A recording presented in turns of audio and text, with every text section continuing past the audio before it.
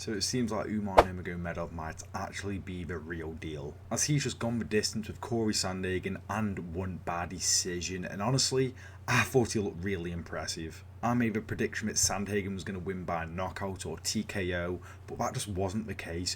Umar Nurmagomedov looked so comfortable everywhere. I thought Cory Sandhagen did a great job of defending his takedowns and scrambling out of positions. But ultimately, Umar was just way better than Cory Sandhagen. When the first round happened, Umar seemed very hesitant and respected Cory Sandhagen's striking a lot.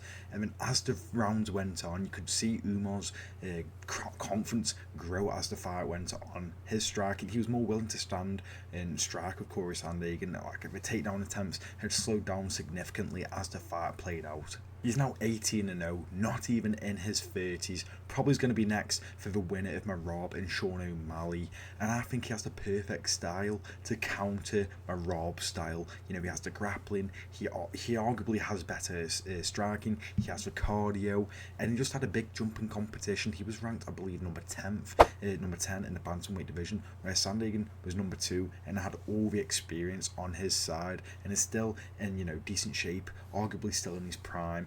And he just looked absolutely incredible. And I know a lot of people be hating on it because everyone loves Cory Sandhagen, but Umar looked really great in my opinion. And when it comes to Cory, I'm a bit disappointed. I feel like he could have done a lot more when it came to his striking. I feel like his defensive grappling looked great. He was doing really well with his grappling defensively. But other than that, there's not much to take away for Cory Sandhagen. There was a lot of leg kicks traded by both men. Both of them had a lot of success with the leg kicks. But Sandhagen just couldn't get out of first gear when it came to his striking. It felt like there was no urgency, no aggression when it came to his striking whatsoever. It seemed like he was waiting constantly. He would never be first like Umar would be first at times. And even if you're a counter striker or anything like that, sometimes you have to be first and gain the respect of the other fighter. And Cory Sandhagen didn't display any of that. And then you have Sharabul as the co-main, looked very impressive, won a comfortable decision really. He was never really in any threat. Yeah, Michael landed a few big left hands here and there, but nothing too significant. It was just a solid win, I would say. I still don't think he's super impressive. I think his speed's impressive. I think he's very versatile when it comes to his stand-up, but I do think he's quite beatable compared to like a lot of the ranked opponents in the middleweight division. I also have my boy Figueiredo win a decision against Chito Vera, and he's the first ever fighter to drop Chito Vera in 24 fights. And I thought it was a decent performance by Figueiredo. Could he have done better? Yeah, I believe so. I think his grappling really worked in the first round. After that, he really did struggle with it, but he still kept on, mixing sort of takedown attempts, and I think that really added to his game. I'm liking that he's using a lot more grappling now that he's moved up to the bantamweight division, and it did work for him. He won in that first round. I think Chito Vera won in that second round. Figgy didn't really do much, and then in the third round, I feel like Chito was winning most of it, but then he did what Chito usually does, where he lands that big shot and wins the round.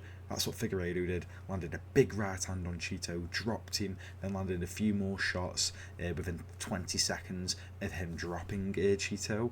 And then that was really it. He landed a nice few good right hands to the body, right hooks to the body, some nice leg kicks from both men. A solid fight. And now Figueiredo versus Peter Yan, I feel like has got to be the fight that happens next for Figueiredo's path to the title at 135 division. We also had the very upsetting fight of Tony Ferguson getting subbed in the first round by Michael Chiesa via rear naked choke, and this reaction will say it's all for it.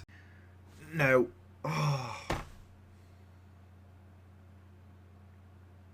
thought Chiesa was going to win by decision, but yeah, he won by submission. Fair enough.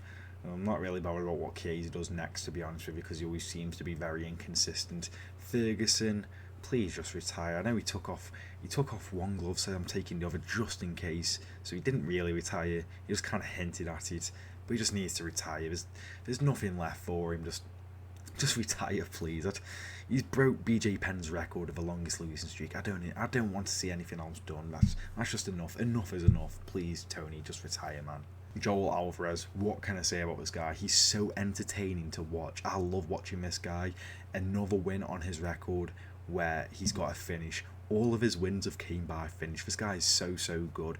Only lost to Demir something, I can't say his last name, and Umar Nurmagomedov, and I can't wait to see what this guy does next. I think he's only 31. He has everything what you really want in a fight. He's very well rounded. He's very tall for the division, quite big for the division.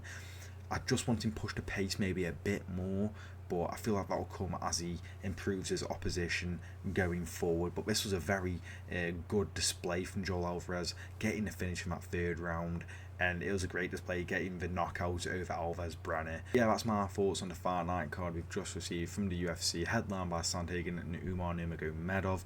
Let me know in the comments what you thought of this card. Did you enjoy it? Did you not enjoy it? Let me know in the comments. Thank you for watching the video, and I'll see you in the next one.